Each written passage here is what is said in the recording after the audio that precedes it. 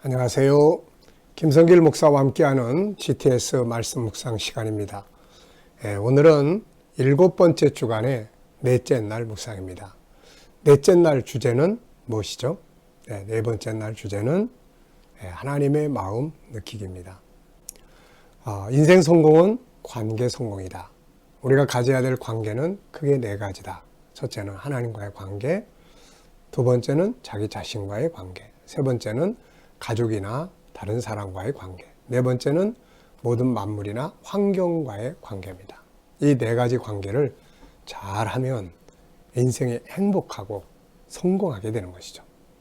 그 중에서 이제 첫 번째 관계인 하나님과의 관계를 오늘 조금 더 깊이 갖게 하는 것이죠. 하나님과의 관계를 잘 갖기 위해서 네 가지 기억나십니까? 과정. 첫째는 하나님을 인정하고 믿는다. 두 번째는 하나님을 의식하고 산다. 하나님 어떻게 생각하실까? 하나님을 의식하고 산다. 세 번째는 소통하는 거예요. 하나님의 뜻은 뭐예요? 예수님, 주님이라면 어떻게 하시겠어요? 네 번째는 그분이 주신 말씀을 따라간다. 이게 이제 신앙의 네 단계, 그리고 하나님과 아주 좋은 관계를 갖는 방법입니다. 자, 오늘은 이 묵상과 함께 하나님과 조금 더 깊은 그런 관계를 가질 수 있는 그런 날로 만들어 보시기 바랍니다. 자, 본문 말씀 한번 읽어보겠습니다. 헤로드 왕 때에 예수께서 유대 베들레헴에서 나시매 동방으로부터 박사들이 예루살렘에 이르러 말하되 유대인의 왕으로 나시니가 어디 계시냐? 우리가 동방에서 그의 별을 보고 그에게 경배하러 왔노라 하니 헤로드 왕과 온 예루살렘이 듣고 소동한지라. 왕이 모든 대제사장과 백성의 서기관들을 모아 그리스도가 어디서 나겠느냐 물으니 이르되 유대 베들레헴이오니 이는 선지자로 이렇게 기록된 바. 또 유대 땅 베들레헴아 너는 유대 고을 중에서 가장 작지 아니하도다. 내게서 한 다스리는 자가 나와서 내 백성 이스라엘의 목자가 되리라 하였음이니이다. 이에 헤롯이 가만히 박사들을 불러 별이 나타난 때를 자세히 묻고 베들레헴으로 보내며 이르되 가서 아기에 대하여 자세히 알아보고 찾거든 내게 고하여 나도 가서 그에게 경배하게 하라. 박사들이 왕의 말을 듣고 갈새 동방에서 보던 그 별이 문득 앞서 인도하여 가다가 아기 있는 곳 위에 머물러 서 있는지라. 그들이 별을 보고 매우 크게 기뻐하고 기뻐하더라. 집에 들어가 아기와 그의 어머니 마리아가 함께 있는 것을 보고 엎드려 아기께 경배하고 보배압을 열어 황금과 유향과 모략을 예물로 드리니라. 그들은 꿈에 헤로데게로 돌아가지 말라 지시하심을 받아 다른 길로 고국에 돌아가니라. 그들이 떠난 후에 주의 사자가 요셉에게 현몽하여 이르되 헤롯이 아기를 찾아 죽이려 하니 일어나 아기와 그의 어머니를 데리고 애굽으로 피하여 내가 내게 이르기까지 거기 있으라 하시니 요셉이 일어나서 밤에 아기와 그의 어머니를 데리고 애굽으로 떠나가 헤롯이 죽기까지 거기 있었으니 이는 주께서 선지자를 통하여 말씀하신 바 애굽으로부터 내 아들을 불렀다 함을 이루려 하심이라. 이에 헤롯이 박사들에게 속은 줄 알고 심히 노하여 사람을 보내어 베들레헴과 그 모든 지경 안에 있는 산의 아이를 박사들에게 자세히 알아본 그때를 기준하여 2살부터 그 아래로 다 죽이니 이에 선지자 에레미야를 통하여 말씀하신 바 라마에서 슬퍼하며 크게 통곡하는 소리가 들리니 라헬이 그 자식을 위하여 애곡하는 것이라. 그가 자식이 없으므로 위로받기를 거절하였도다 함이 이루어졌느니라. 아멘. 자, 네 번째 날 묵상을 함께 나누겠습니다. 자, 오늘 본문을 읽고 느껴지는 것은 무엇인가? 처음에 말씀을 대할 때 딱 보면 느껴지는 것들이 새로운 것들이기 때문에 많이 오죠. 그래서 그 다음에는 그것을 더 확신하고 볼 때마다 진짜 그렇구나 확인하고 확신할 수 있고 그 다음에 또 더 깊이 들어갈 수 있고 그 다음에는 전혀 다른 본문에서 다른 구절에서 감동을 주는 내용들이 또 오게 됩니다. 보면 볼수록 단어 하나하나가 나를 이렇게 꽉 은혜 받게 만들어주는 역할을 하는 것이죠. 이게 GTS의 장점이에요. 읽고 지나가면 가버리면 끝나버리는데 이건 읽고 끝나버리는 게 아니고 계속해서 자, 저는 오늘 특별히 2절을 보니까 동방 박사들이 그의 별을 보고 경배하러 왔다. 이렇게 이야기를 해요. 그의 별을 보고. 2장에 보면은 2장에서는 1절에 헤롯 왕 때에 예수께서 유다 땅 베들레헴에서 나셨다. 별이 두 개가 뜨는 것 같아요. 하나는 헤롯의 별, 하나는 예수 그리스도의 별. 이것을 바꿔 말하면 땅의 별, 하늘의 별. 자, 땅의 별은 사라지는 별이고 하늘의 별은 영원한 별이죠. 어떤 별을 보고 우리가 살고 있는가? 사라져 없어져 버릴 별을 인생의 목표로 삼고 살면 결국에는 헤롯 왕은 나중에 자기 자신도 괴질에 죽고 그리고 결국은 그의 모든 왕권은 다 사라지고 말았잖아요. 그런데 하늘의 별이신 예수 그리스도는 지금도 영원히 살아계셔서 그 수많은 인류의 역사 속에서 수많은 성도들의 찬양과 경배를 받으시고 계시는 영원한 왕이십니다. 그래서 우리가 땅의 별을 자꾸 목표로 삼고 땅의 별을 얻으려고 세상을 살면 안 돼요. 하늘의 별, 하늘의 별이신 예수 그리스도를 바라보고 그분을 따라가는 삶을 살아야 되는 것이죠. 이게 진정한 인생의 행복이고 성공입니다. 오늘 아침에는 특별히 그의 별을 보고 이 문구가, 이 말씀이 아주 귀한 은혜를 주시네요. 자, 두 번째입니다. 본문을 보면서 하나님은 어떤 분이라고 생각되는가? 첫 구절부터 마지막 18절까지를 쭉 이렇게 보면은 하나님은 어떤 분이신가? 몇 가지 하나님의 그런 특징이 나타나는데 우선 첫째는 인류를 사랑하시고 인간을 구원하시는 분. 그래서 구세주를 보내신 이야기 아닙니까? 사랑이신 하나님. 두 번째는 하나님께서 그 예수 그리스도의 별을 유대인이 아닌 동방 박사들에게 보여줬어요. 이걸 보면서 하나님은 뭔가 찾고 뭔가 호기심을 갖고 관심을 갖고 찾는 자들에게 보여주시는 분이구나. 예수님께서 마태복음 7장에서 찾는 이는 찾게 될 것이라고 하시잖아요. 느부갓네살에게 인류의 역사의 전 과정을 다 계시하셨어요. 믿는 자들이 아닌 이방인인데도 이런 걸 보면 하나님은 준비된 자, 찾는 자, 깊은 관심을 가지고 찾는 자들에게 진리를 이렇게 보게 하시는 것 같습니다. 자, 그래서 우리들도 항상 무관심한 인생을 살지 말고 무엇이든지 깊은 관심과 호기심을 갖고 살아갈 때 그 속에 숨겨져 있는 비밀들을 발견할 수가 있게 되는 거죠. 자, 세 번째는 하나님은 미리 계시하시고 이루시는 하나님. 그냥 갑자기 팍 해버리시는 게 아니라 미리 알려줘요. 미리. 메시아는 베들레헴에서 태어난다. 베들레헴아, 내가 유대 땅 중에 지극히 작지 아니하니 이는 내게서 한 지도자가 나와서 이스라엘의 목자가 될 것이다. 미리 말씀하셨어요. 그리고 때가 되면 이루시는 거예요. 이게 얼마나 멋있습니까? 우리 인간은 미리 말도 못하지만 말해도 나중에 가서 다 잊어버리고 자기가 한 말을 잊어버리고 살잖아요. 그래서 우리가 사람의 말을 믿고 살기보다는 하나님의 말씀을 믿고 사는 것이죠. 자, 네 번째는 때를 따라 피할 길을 주세요. 하나님께서 이 박사들에게 그 길로 가지 마라. 딴 길로 가라고 하셨고 그 길로 갔으면 어쩌면 박사들도 죽었을지 모르죠. 그 비밀을 감추기 위해서. 또 그 요셉에게 주의 사자를 통해서 나타나셔서 아기를 딸리 데리고 애국으로 피해라. 이게 다 뭐예요? 때를 따라 도우신 하나님의 은혜입니다. 우리들도 알고 보면 이렇게 하나님께서 때를 따라 도우시는 일들이 많아요. 근데 우리가 잘 깨닫지 못하고 지나가 버릴 때가 많습니다. 은혜라고 하는 것은 그 주신 도움는 손길, 은혜 역사들을 깨닫고 감사하고 영광을 돌리는 거죠. 한번 가만히 살펴보세요. 이 속에서 나를 도우시는 피할 길이 무엇인지.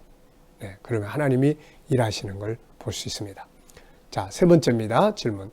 동방 박사들이 그 먼 거리에서 태어날 메시아를 만나기 위해서 긴 여행을 출발합니다. 위에서 하나님이 그걸 딱 보고 계세요. 별을 딱 보여주셨더니 야, 저거야. 그리고서는 그 어마어마한 거리의 여행을 출발합니다. 하나님 보실 때 굉장히 기뻐하셨을 거예요. 동방박사들은 그 먼 거리를 아기 예수를 만나기 위해 찾아왔는데 예루살렘의 지도자들은 메시아가 어디서 태어날 것인지를 알면서도 가지 않았어요. 참 이게 비교되잖아요.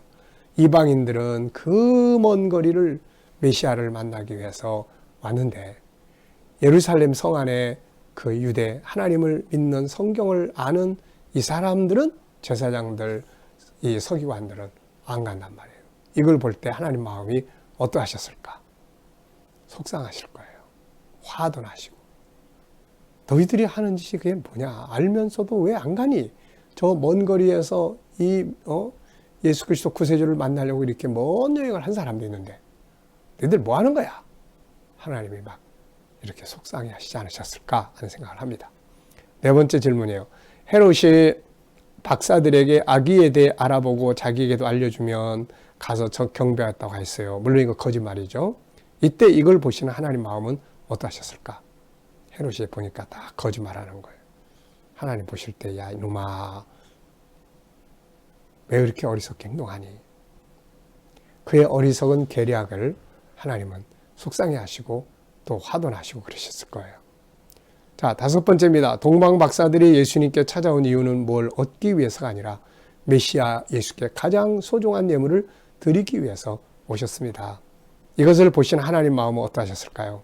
기뻐하시고 고마워하시고 뭔가 더 은혜를 주시고 싶어 하실 겁니다. 오늘 우리들도 똑같아요.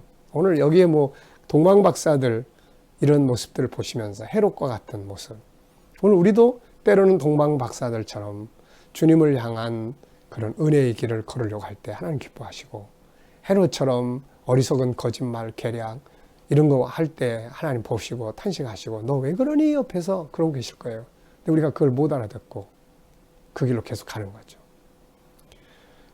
예, 반대로 이렇게 예수 그리스도 앞에 하나님 앞에 뭔가 자기를 드리기 위해서 고민하고 준비해서 헌신하고 이런 거 보면 굉장히 기뻐하시고 때로는 야 고마워 내가 뭘 더 줄까 네, 이런 마음을 가지고 계실 겁니다. 여섯 번째예요. 헤롯이 박사들에게 속은 줄 알고 2살 이하의 아기들을 모두 죽였잖아요. 이때 이걸 보신 하나님 마음은 어떠하셨을까요? 한편에서는 진노하실 거예요. 왜? 아니 죄 없는 아기들을 다 죽이니까 하나님은 이거 엄청 싫어하시거든요. 네. 살인, 생명을 끊는 것. 이거는 보통 악한 일이 아니에요. 하나님 속상해 하시고 그들의 모습을 보면 슬퍼하시고 그리고 심판하고자 하셨을 겁니다. 그래서 사실 헤롯은 나중에 자기가 그렇게 악을 행한 결과대로 결국 자기 자신도 괴질로 세상을 떠났다. 이렇게 역사는 기록하고 있습니다. 자, 7번째예요. 주님과의 관계. 오늘은 특별히 주님과의 관계를 좀 더 잘해보는 날입니다. 이 2가지 질문을 꼭 기억을 해 보십시오. 나는 하루를 살아가면서 주님을 얼마나 의식하며 살고 있는가? 자, 하나님과의 좋은 관계를 갖기 위해서는 반드시 4가지 과정을 꼭 필요로 한다고 했어요. 인정하고 믿고 2번째는 의식하고 하나님 여기도 계시는데 하나님 보고 계시는데 하나님 어떻게 생각하실까? 네, 의식하며 사는 거예요. 우리가 특별히 의식해야 될 게 2가지 부분이 있어요. 하나는 우리가 뭔가 잘못된 길을 가려고 할 때, 유혹을 받을 때, 내가 어리석게 행동했을 때 하늘을 바라보고 주님 어떻게 생각하세요? 그러면 자기를 잘 절제하고 관리하고 바르게 회개도 하고 돌아설 수 있어요. 또 하나는 막 어려운 일 만나고 힘든 일 만날 때 마태복음 14장에 갈릴리 바다의 풍랑과 같은 어려운 일을 만났을 때 그때 하나님이 여기 계셔. 하나님이 계셔. 하나님 일하실 거야. 이거 하나님을 의식하면은 담대함이 생기잖아요. 이길 수 있습니다. 그래서 하나님을 의식하고 사는 거 아주 중요해요. 그 다음에는 나는 주님에게 하루 몇 번이나 주님 어떻게 할까를 물어보고 있는가. 어떻게 할까요? 주님의 의견을 물어보는 거죠. 이게 신앙의 3번째 단계예요. 물어보는 거예요. 소통하는 거예요.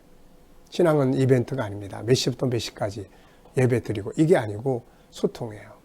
네, 그래서 오늘은 특별히 하루를 살아가시면서 어떤 일들을 만날 때 꼭 물어보세요. 주님, 주님이라면 어떻게 하시겠어요? 주님이라면 어떻게 하시겠습니까? 주님의 생각은 어떠하세요? 내가 어떻게 하기를 원하세요? 말씀을 다 생각나게 해주시고 성령의 영감도 주시고 그러니까요. 자, 본문을 정리하면서 암송하고 싶은 내용, 나는 몇 절에서 몇 절까지를 암송하고 싶다. 그럼 그거 쓰시면 됩니다. 오늘 말씀 속에서 느껴지는 하나님 마음은 뭔가? 저는 두 가지를 적었습니다. 하나는 인간에 대한 사랑. 내가 널 사랑한다. 그래서 널 구원하려고 메시아를 보낸 거야. 두 번째는 내가 바라는 건 메시아를 박사들처럼, 동방박사들처럼 너도 꼭 너의 구세주를 만났으면 좋겠다. 네, 이것이 보내신 분의 마음이 아닐까 싶습니다. 오늘도 주님 만나고 주님의 은혜 아래서 살기 바랍니다. 질문입니다. 자, 질문 많이 만들어 보세요. 좋은 질문을 잘 만드는 것은 큰 능력이에요. 자, 저는 두 가지 질문을 만들었는데요. 첫째, 박사들은 왜 황금, 유향, 모략을 드렸을까? 어떤 의미가 담겨져 있을까? 황금, 유향, 모략. 다 당시로는 최고의 귀중한 선물들이죠. 근데 저는 이런 생각이 들어봤어요. 하늘의 예루살렘 성을, 계시록 21장을 이렇게 쭉 암송하면서 보면은 하늘의 예루살렘 성은, 성벽은 벽옥으로 쌓였고 그 성은 정금인데 수정같이 맑더라. 하늘의 예루살렘이 정금이에요. 그런데 그 성 안에 하나님 계시는 거예요. 그 뒤에 보면 이렇게 기록하고 있죠. 성 안의 성전을 내가 보지 못하였으니 이는 주 하나님 곧 전능하시니와 어린 양이 성전이 되심이라. 그 예루살렘 성 안에 예배당은 없다는 이야기죠. 하나님과 예수 그리스도가 성전이 되시는 거예요. 쉽게 말하면 예수님은 황금으로, 정금으로 만들어진 예루살렘 성 안에 계시는 분이에요.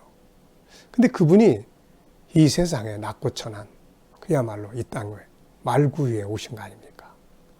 황금에 빛나는 성 안에 계시던 분이 세상에 오셔서 가장 보잘것없는 말 먹이통에 딱 누워 계시니까 동방박사들이, 하나님께서 동방박사들 보내서 황금을 가지고 영접하시지 않았을까, 이런 생각을 좀 해보기도 했습니다. 자, 내가 드릴 황금, 유향, 모략은 뭘까? 내가 그분에게 드릴 최고의 선물, 황금은 나에게 무엇이며 유향과 모략은 무엇일까? 소중한 것들, 나의 삶에서 향기나는 삶을 살아드리는 것, 뭐 여러 가지 많은 것들을 질문을 통해서 생각을 해보게 됩니다. 자, 오늘은 삶의 현장에서 하나님을 의식하면서 하나님이 어떻게 생각하실까? 주님 어떻게 하면 좋을까요? 주님이라면 어떻게 하시겠어요? 이런 걸 한 번쯤 더 해보면서 주님과 함께 사는 하루가 되시기 바랍니다. 기도하겠습니다. 주님 감사합니다. 오늘도 묵상을 통해서 주신 말씀들 기억하며 하루를 주님과 함께 복된 삶을 살게 해 주시옵소서. 아버지 하나님, 오늘도 우리 자녀들과 또 우리 친척들, 이웃들 중에 믿지 않는 자들, 믿다가 그만둔 사람들 다 돌아오게 하여 주시고, 또 우리 자녀들과 우리 모든 성도들 오늘도 주 안에서 복된 삶을 살게 하여 주옵소서. 코로나 바이러스로부터 저희들 머리털 하나 상하지 않도록 지키시고 보호하여 주시며, 또 저희들이 믿음으로 일하는 직장과 사업장들이 형통하게 하시고, 치료받는 모든 성도들 치료의 능력이 더욱 강하게 역사하여 주시옵소서. 저들이 가진 꿈과 비전들이 다 이루어지게 하여 주시고, 주님 오늘도 이 나라와 민족을 지켜주셔서 이 땅에 코로나 바이러스로부터 속히 자유함을 누리게 하여 주시고, 지도자들에게 지혜와 명철을 주셔서 저희가 나라를 바른 길로 이끌어가게 하여 주시옵소서. 세계 곳곳에 있는 선교사님들과 저희들의 사역에 함께 하시고, 코로나로 인해서 막혀있는 모든 선교의 문들이 속히 다시 활짝활짝 열려지도록 주님 은혜 입혀 주시옵소서. 핍박받는 교회들이 있으면 지켜주시고 능력으로 승리하게 하여 주시옵소서. 주님 감사합니다. 예수님의 이름으로 기도하옵나이다. 아멘.